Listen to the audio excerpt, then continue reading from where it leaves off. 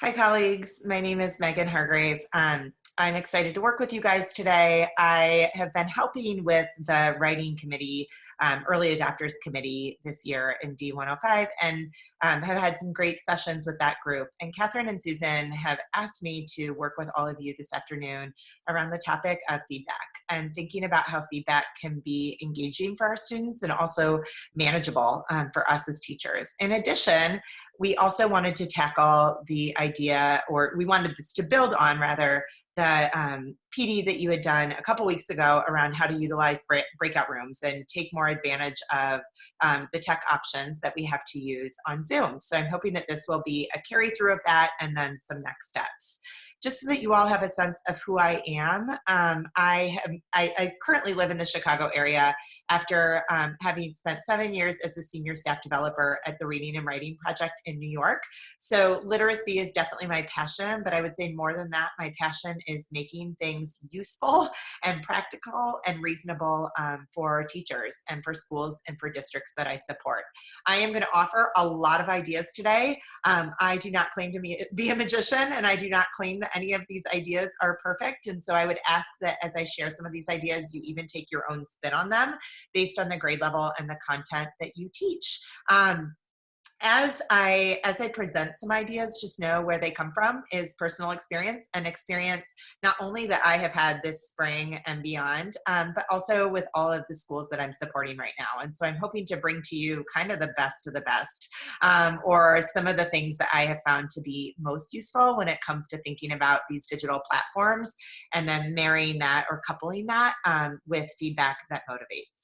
So without further ado, I'm going to start, and I'm going to just share with you the screen of the survey results. I had asked, for those of you that watched the video, and then some of you had a link, I think was sent out by Catherine, of thinking about, oops, wrong one, thinking about some key questions when it comes to feedback. I had asked us to just give ourselves a little rating on a scale, thinking about on a scale of 1 to 10, 1 being not comfortable, 10 being totally comfortable. How comfortable are we giving a feedback in brick and mortar school? And then how comfortable are we giving feedback virtually? And then the next category being not just comfort level, but also thinking about how time consuming feedback can be. 1 being, oh, it's not time consuming at all, 10 being very time consuming. And so as we look at these results, I think it goes without saying that of course we're more comfortable in the setting where we're most comfortable as teachers. But I love that I see some numbers that are on the higher end here. I would imagine that the numbers that you see here have grown since March. And then I look down here with how time consuming feedback is. And it goes without saying that feedback takes time. Look at this, whether we're in school or out, feedback takes time. I do find that in this virtual learning world, as we're getting used to new things, a lot of times the feedback that we're giving is more time consuming than it might be in the classroom. And so during the next bit of time, I am going to take us through battling the e-learning fatigue, and we're going to think about some concrete strategies that we can use to help us improve both the efficacy of our feedback and also to help us really think about the time that we're spending and make sure that the time we are spending is time well spent, if you will. And so the first thing that I want to just remind you of is actually something that I had shared in my previous video. And it's just thinking, why this topic? Why is feedback something that we want to look at? Why is feedback worth our conversation right now? And I would argue it's because feedback is learning. Feedback is school. Giving strong feedback is what we can do to teach. The feedback that we give is ultimately going to be what moves students forward. Writing an A on the top of the page is not going to be the thing that moves the student forward. The feedback where we name out the next step for that learner will be what moves them forward. And so we think about feedback being something that is makes all students feel seen and heard. Why study feedback? It's because we want to build positive and productive relationships with students. Why feedback? It allows for differentiation. And then last but not least, it names what students are already doing and gives some next steps. 3 things that I didn't put on here in the previous video, if you watched it, but I think are important to think about, especially as we looked at those survey results just a moment ago. And it's that reminder that yes, these are the tenets of feedback, or what I would say are the key tenets of why feedback. But I also want us to remember that we want our feedback to be timely. We want our feedback to be actionable. and we want our feedback to be ongoing. And I think that in the spirit of us taking on a whole new style of teaching and kind of having our worlds of teaching, or our worlds as teachers, I guess, shifted overnight, a lot of us have maybe let go of these three things, and we have maybe found that our feedback is not timely. Maybe we're waiting till the end of the week and then giving feedback, but at that point it might feel a little too late for the learner. Maybe we haven't been making our feedback actionable. Instead, we've just been giving an evaluation of what the student needs to do next. And then I think in a lot of cases, what we've been doing is more of activity-based, or do this one thing, and it hasn't felt like, and then here's the next step, and then here's what you can do next week, or here's what you can do on the next assignment. And so as we go through our time together, I really want us to think about these tenets, but also think about what strategies can we have as teachers to do what we remember, even if we've forgotten, makes for effective feedback. How can we make our feedback more timely, more actionable, and how can we make it ongoing? Before we dip into the topic of feedback and really thinking specifically, or thinking feedback in general, we're actually going to start with a little component, or start with a little piece talking about breakout rooms, since you guys had talked about this last week. And so this is going to lead us into the conversation of feedback. The first thing is just a quick little, some quick little ideas, I guess, if you will, and things that, quite frankly, you guys have probably already talked about, but thinking about when you might use breakout rooms. And here are some ideas that I've had from different schools. The first thing is think about, I guess all of these aside, I shouldn't have pulled this off yet. When to use breakout rooms? Use breakout rooms when you would use groups in your classroom, or in your gym, or wherever you're at. If that's something that you would do in a group, it's a great thing to use in a breakout room. And I think just remembering that with breakout rooms, that's essentially what it is. It's grouping kids in stations, or grouping kids in groups, or grouping kids in teams, just like you would in your classroom if they were live. When I think about when we can use them, the first thing is just obviously clubs. If it's book clubs, that's great. If it's whatever type of groups are working, one of the things that a teacher I've been working with recently has been practicing is thinking about accountability clubs, and thinking about pulling clubs where kids are together in a group, and it's not really even around a specific subject area, but they check in each week with each other. How's it going? And it could be accountability clubs for social emotional reasons, or it could be accountability clubs for academic reasons, but really thinking about breakout rooms as being a great opportunity to build clubs across your classroom. Obviously, work groups. If you set up an assignment and it's an assignment where kids would typically work on groups in your classroom, use those breakout rooms. Let them work together. They probably really miss working together right now. And so utilize breakout rooms so that kids can do some group work. I love using breakout rooms for celebrations. Everybody get into a breakout room and read your favorite line. Everybody get into a breakout room and say one thing that you're proud of this week. Everybody get into a breakout room and show your favorite piece of art. But it's a great way for kids to celebrate in a place where they might take more of a risk, because it's not the full class setting. It's intimidating to look out at a Zoom and see all the faces. And so if they're in a smaller group, they might be more willing to celebrate. Obviously, in the middle of a lesson. And this could be where I teach something and say, okay, now go try that in your breakout room. It's a great thing to use in a share at the end of a session, or a reflection, just getting kids, go and share this with your group, or pull them back maybe after the math lesson, or even if they have 40 minutes to work on math, pull them back at the end of that and have them do some reflection. And then there's obviously other things that you guys can think of. There's lots of other reasons, but basically if you would do a group in your classroom, consider how it might happen in a breakout room. The next thing that I want to share is just thinking about how we can make them meaningful. And I think this is tricky, because what's happened with, I know in a lot of the schools I've been supporting, has been that breakout rooms have kind of felt like a free-for-all. It's kind of felt like kids are going and they're in the breakout room, but they're not doing the same meaningful work that they might do in groups in the classroom. And so here are some things you might do. The first thing is to give a task or a purpose. This is what you are going to do in the breakout room. This is what you're going to talk about. This is what you're going to think about. This is the assignment, or this is the activity. Remembering that we might teach kids some talk moves, just like we would in the classroom. Are we going to give them a list of things that they can say to start conversations, or a list of things that they can say to add on to conversations? And so I'm always thinking about What thought prompts can we give to kids to help them? And so actually in the Padlet that I will share at the end of our time together, you'll see that there's a list of giving kids, here are some common phrases that people use to start conversations. And then here are some common phrases that people use to add on to conversations. So actually teaching kids how to talk to each other is helpful.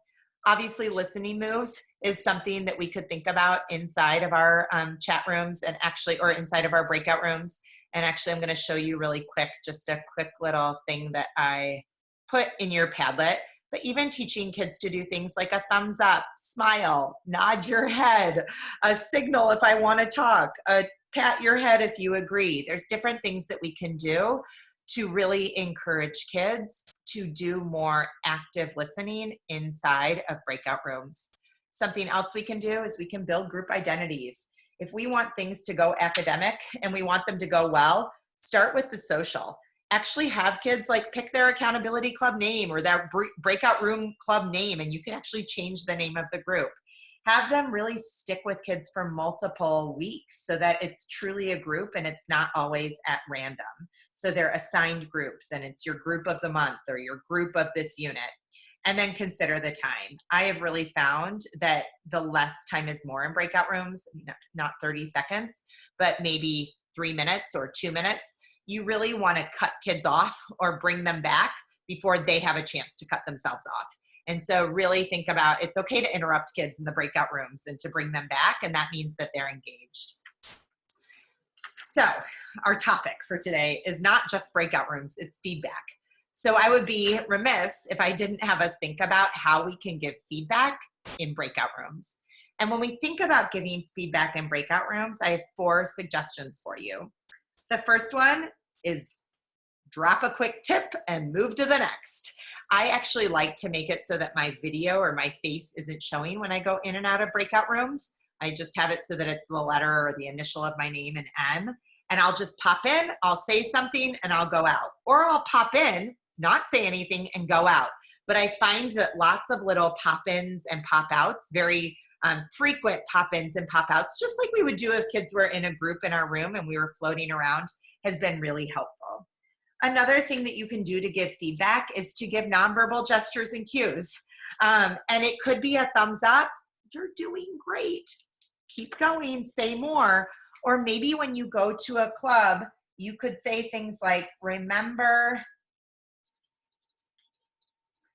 the task.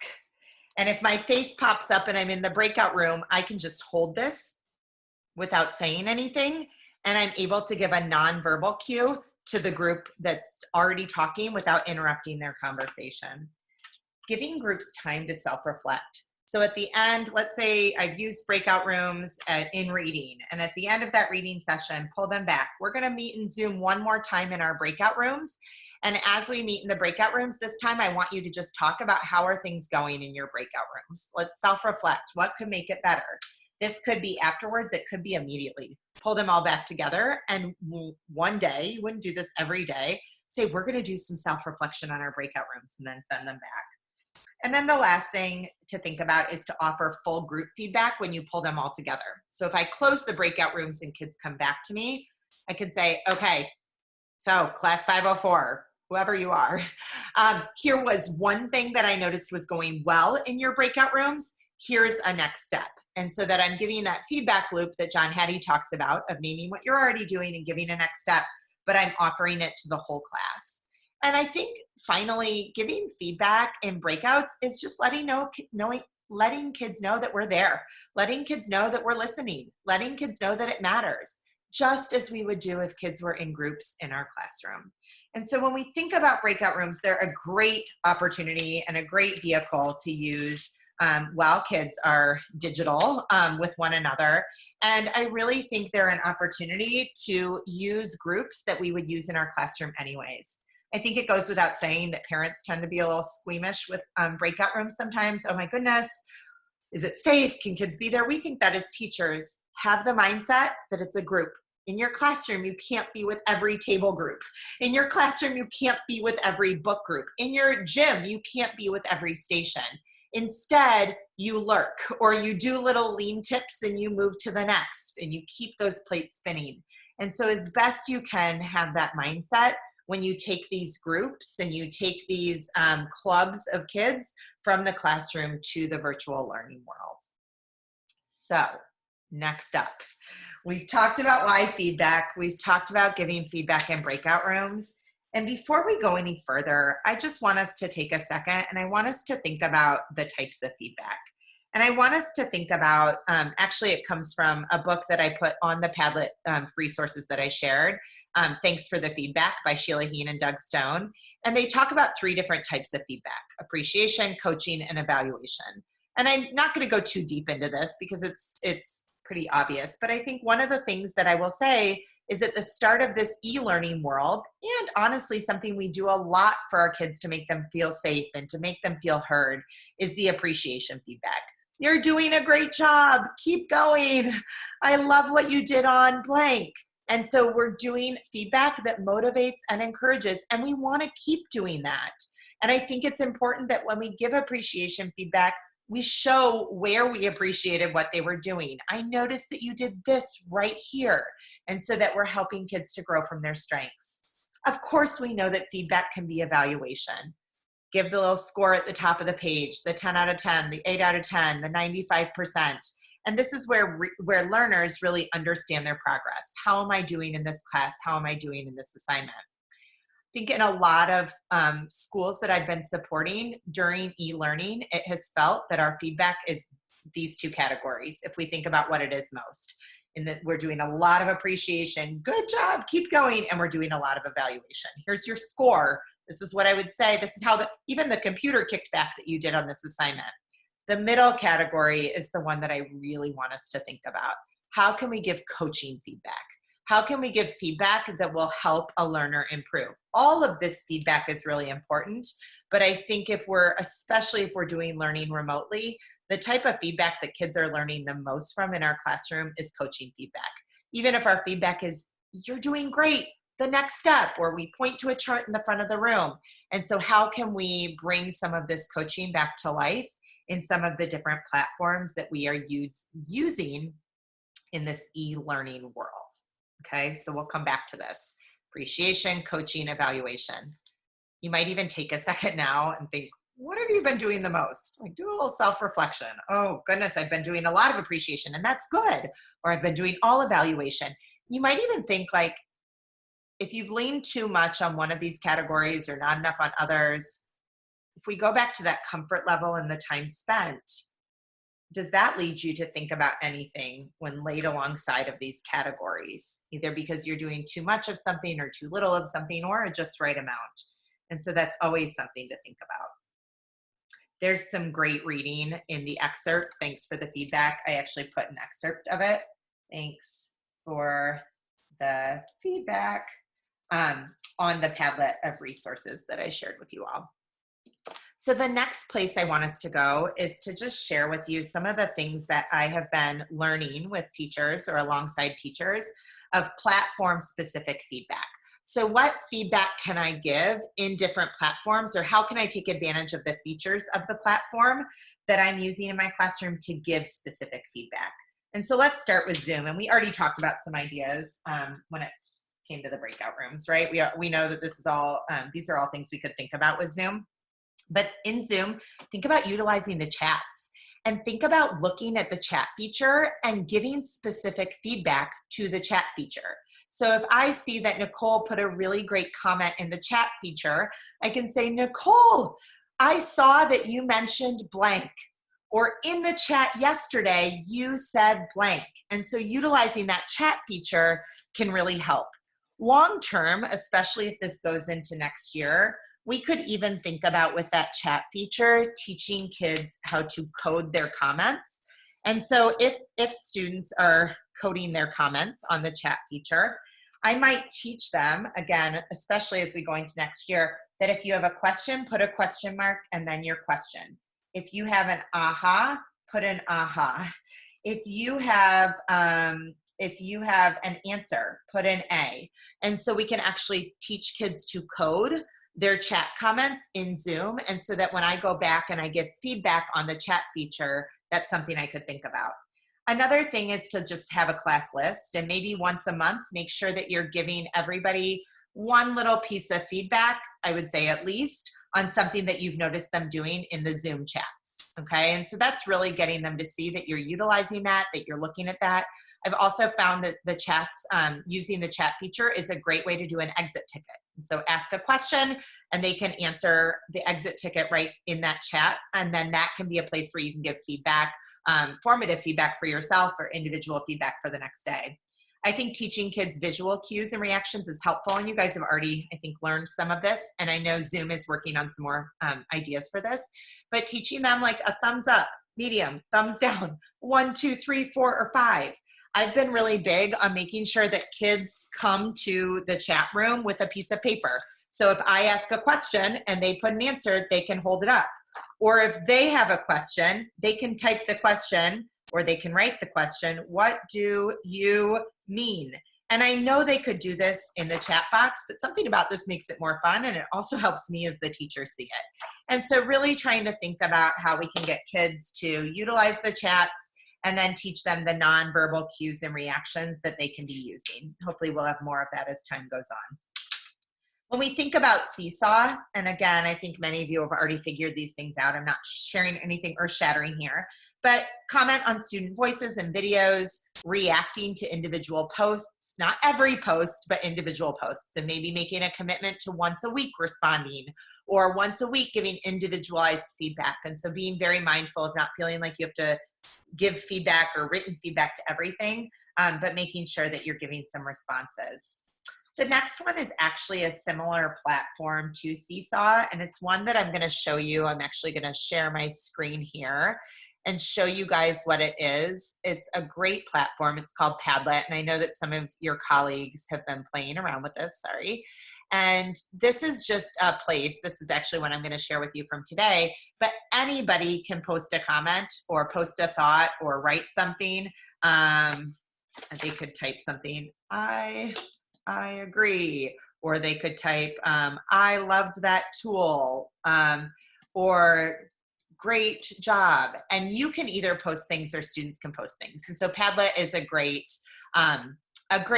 platform, very similar to Seesaw, that students can use. And so when we think about Padlet, this is a place where kids could add their responses, or you could add responses and encourage them to do the same. Padlet is a great platform. Sorry, let me get this up here. Padlet is a great platform to celebrate student work. I'm a big fan of a gallery walk. I actually think that one of the pieces of feedback is that we can give kids is just looking at each other's work and having their work be visible to one another. And Seesaw and Padlet are great sites to make student work visible. Student work and student comments visible to not just students, but also the teacher. And so really think about those two forums as being places where kids can make their work public with one another, all in the best ways. And then last but not least, thinking about Google Docs. This is something I've been thinking a lot about because I know many of us are using Google Docs. But first of all, utilizing the chat feature, it's great, but we want to teach into it. Make sure you're not getting in the habit of feeling like you have to write 50 chats. Voice notes. I actually shared some ideas or the directions for this in the Padlet that I'll go back to right now. In the Padlet that you'll have access to at the end of this, right here, Google Voice Notes. This is a tutorial on how you can add a voice note at the top of a Google Doc. And so that's a beautiful way to get kids to hear your voice and to make that personal connection. And then establishing some sort of feedback box. As much as the chat feature is helpful, sorry for my chicken scratch there, having some sort of established place that students can look instead of 50 different comments is helpful. And I think that if I were to establish a feedback box, and maybe they just get used to seeing your feedback box at the top, I would maybe think about having a standard format of how I was going to write in that feedback box. And if we think about strong feedback, often it names out what you're already doing. I usually call that the compliment or the appreciation. And then we offer some sort of teaching point or next step. And so in your feedback box, you could just get used to writing C and TP or C and T or whatever you want to call that, plus and delta, and kids can get used to that. And then you might even start to set some norms of once a week, they're going to see your chat box and they're going to have to respond. And so that it becomes more formalized instead of it feeling like we are having to respond to everything, and that it's this laundry list of chats down the side. Now, if we were to think about feedback in any of these platforms, some things that might help to make sure that we are balancing all three of these things, our appreciation, our coaching, and our evaluation, is to maybe do some of the following. If I think about on any platform, what can I be doing? Sorry, guys. What can I be doing on any platform? There we go.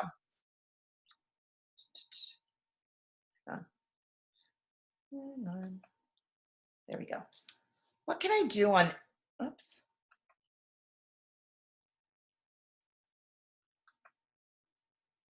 Can I go? No, hang on. Pause. Okay.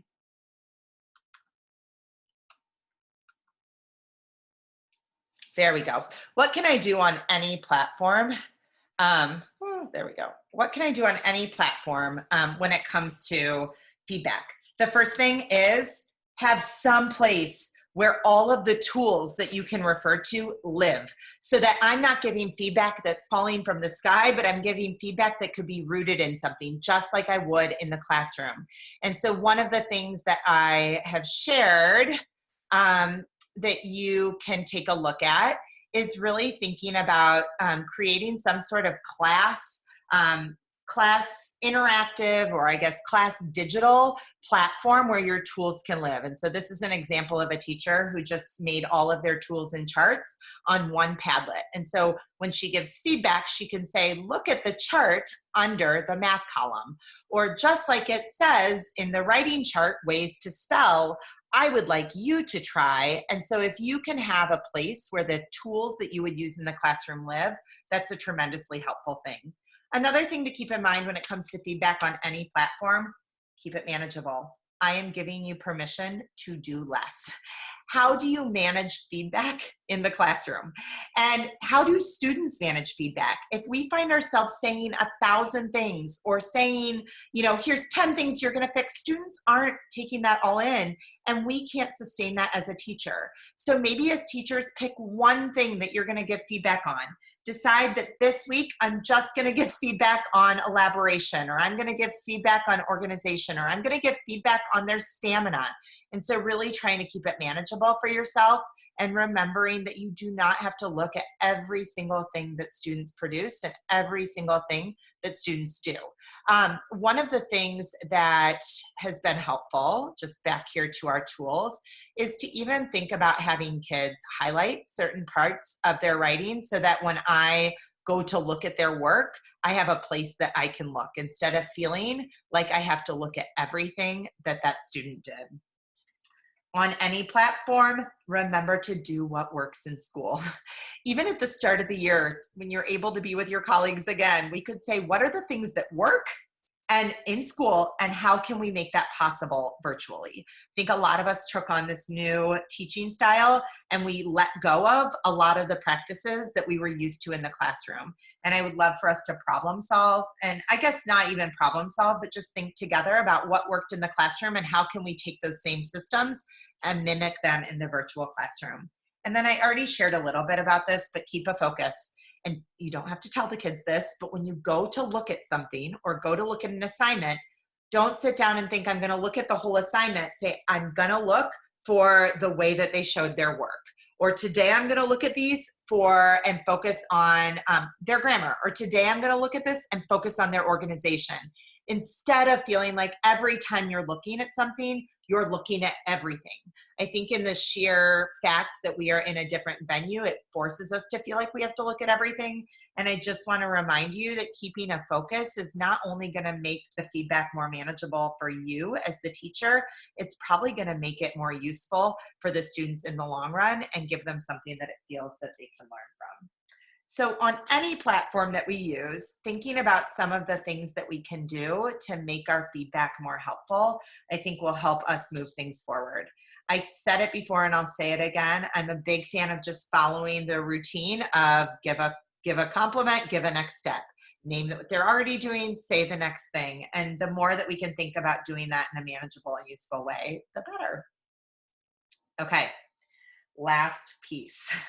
So we've got this. We could agree with this. We've thought about the platforms. We've thought about all these things. What can we do as teachers to give feedback?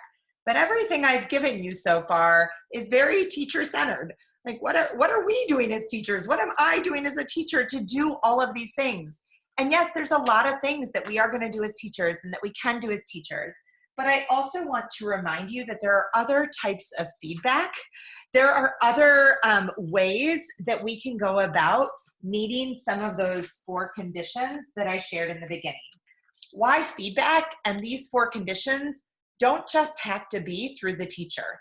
How can we use peer feedback and student self-feedback and even caregiver feedback to help us uphold these tenets and to help us be more timely, actionable, and ongoing? And so I'm going to take a little bit of time right now to break down the ways in which we can have peers giving feedback to each other, students giving feedback to themselves, and caregivers or parents giving feedback to their learners in a way that will make kids feel seen and heard, will build positive and productive relationships, will differentiate, and will name what they're doing and give a next step. So when we think about peer feedback, we'll start there. Some of the things that I've been playing around with this spring with teachers are the following. The first thing is to just think about peers replying to peers on any platform. And so with this, as I've had students responding to each other on platforms, it's been partnerships. It hasn't been random, but kids have had an assigned person that they're responding to. So it could be partnerships or it could be a group, but there is something very specific that students or a person that they're responding to on a Padlet or on Seesaw or even in a Google Doc. So I mentioned before that teachers in Google Docs could have a little feedback box, but it could be that students start getting used to putting a feedback box on their partner's work. Identify places for partners to look at. So when I shared that chart before of places where students can highlight their work, and so they can highlight certain things that they want their teacher to look at, this could also be something that they can highlight for a partner. And then we can also think about kids giving virtual tours of their work to each other. I love the idea of them. It could be showing their work or just reading it. Like I imagine a kindergartner getting with a group, and this could be on a breakout or this could be on a video, and reading their work to a partner. Again, breakout sessions are a great time to have peers give each other feedback. I'm going to send partnerships to breakout rooms. And when you get in the breakout room with your partner, give each other some feedback. And then one of the things that a few of you were talking about at the start of our time together today was this idea that some kids aren't showing up. And a lot of times, like if we invite them to have a conference with us or sign up for a small group, only one student is showing up or a couple students, or the student shows up and it's awkward because it's just their teacher and them. And so they show up and then they leave. And so I would encourage you to think about having kids invite a friend, having kids like say in a shared conference, this could be bring a friend or bring a guest. One of my teachers that I work with in Glen Ellen had kids bring mystery guests to their conference with her. And so they were coming to their conference with a mystery guest. And I think that sometimes just allowing kids to bring a friend to a conference has been, or to sign up for a peer conference. Our partnership would like a conference with you, or our group, our breakout group, or our accountability group, our Zoom group would like a conference with you, or you could invite Zoom breakouts to join you. And that's a really nice way for peers to practice giving each other feedback and for you to be a part of that. I think this is a huge piece right now when we think about self-feedback, and really, AKA right here, we're thinking self-reflection. We're thinking some sort of self-evaluation. With this, we're just getting kids to be more reflective. And I think now more than ever is when we want to think about this. I think that right now what's happening in a lot of students' lives is check, check, check, check. And I get it, right? A lot of them do that in the classrooms, but at home it's even more tempting.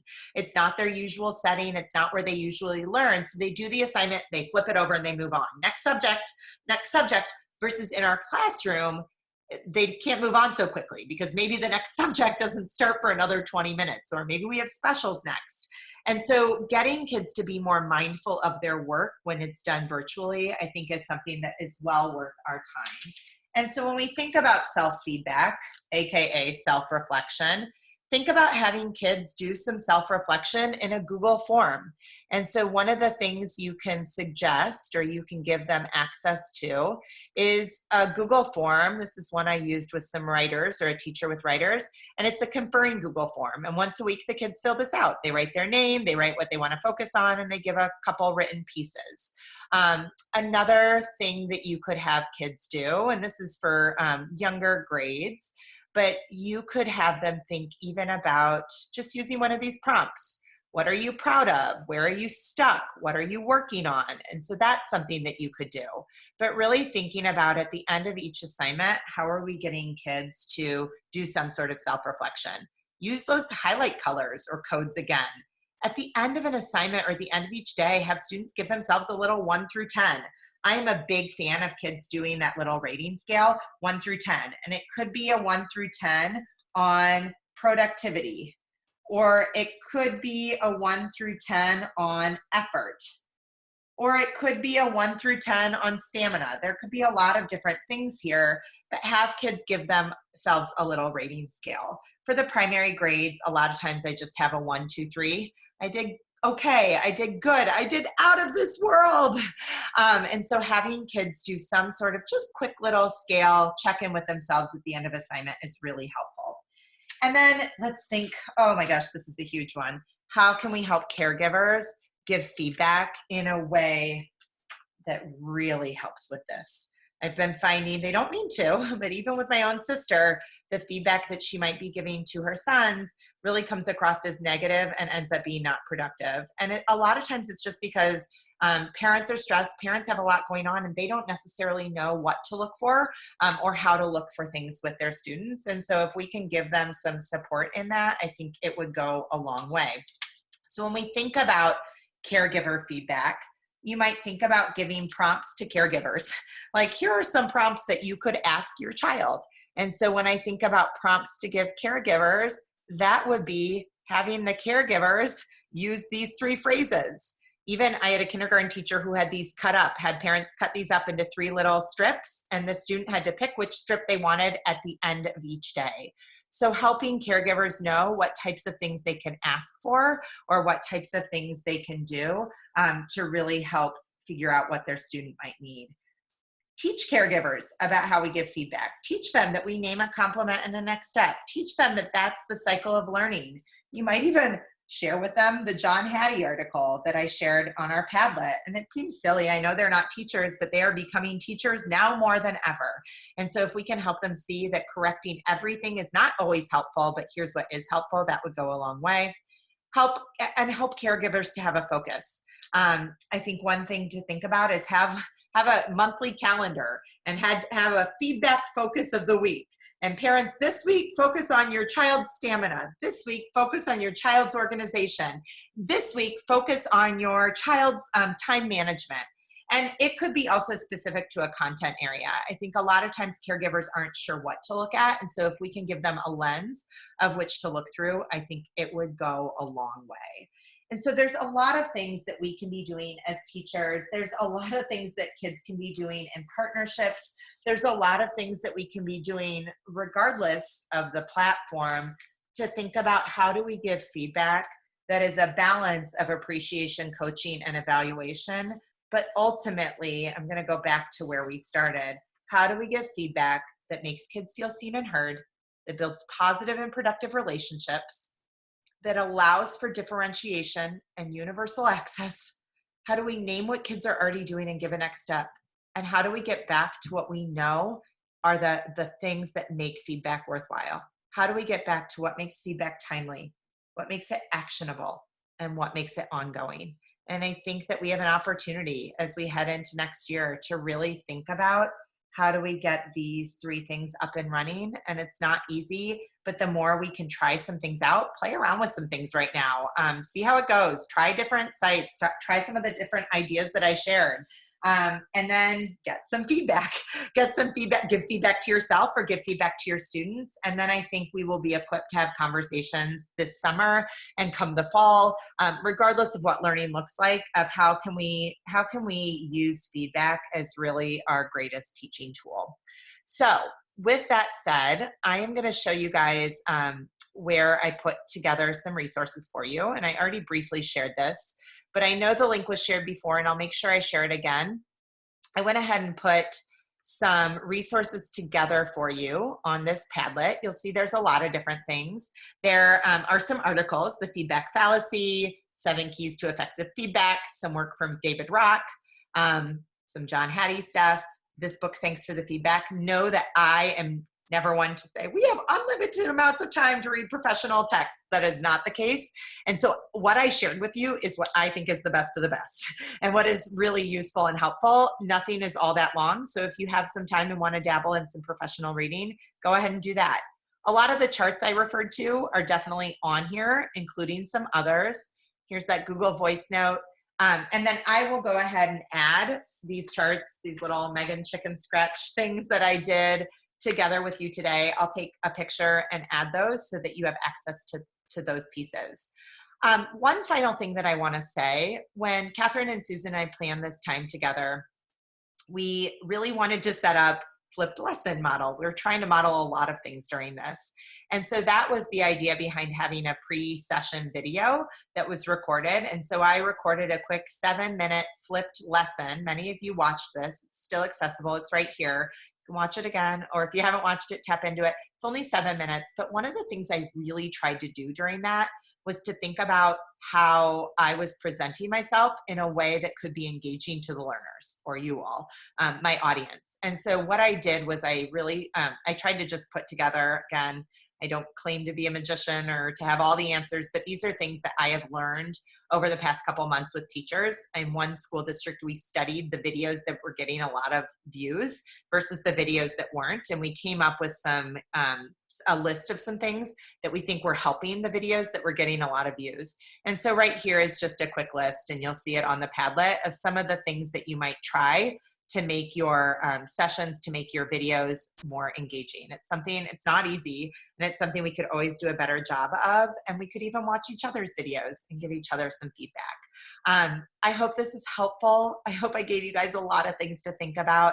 I know it was a lot of information, but ultimately I want us to, be the types of teachers who hold tight to what we know to be true, whether we are in the classroom or whether we are on the screen. And so I would encourage you to just remember what you know works well for you in the classroom and what has worked well for you this spring, and then to put those practices into place next year. Know that you can reach out to me for anything. If you need me to explain something more, if you want to see something, if you have a question about something, if you just want to share a success, please feel free to reach out. This is my email. Many of the people on the writing pilot committee or early adopter committee know this. I hope I consider myself very accessible. I hope that I am. Feel free to find me on Twitter or Instagram. I'm always posting some different ideas. In fact, some of your colleagues have found them at that. Let me know how it goes. And then this Padlet right here is what I just showed you, and it will house the resources for our time together today. So I hope that this worked for you, and I hope that you got some big ideas out of this. And I'm excited to see how things go. So thanks, guys. Have a great rest of your week and a great rest of your year. And I can't wait till we can learn together again soon. Thanks. Bye.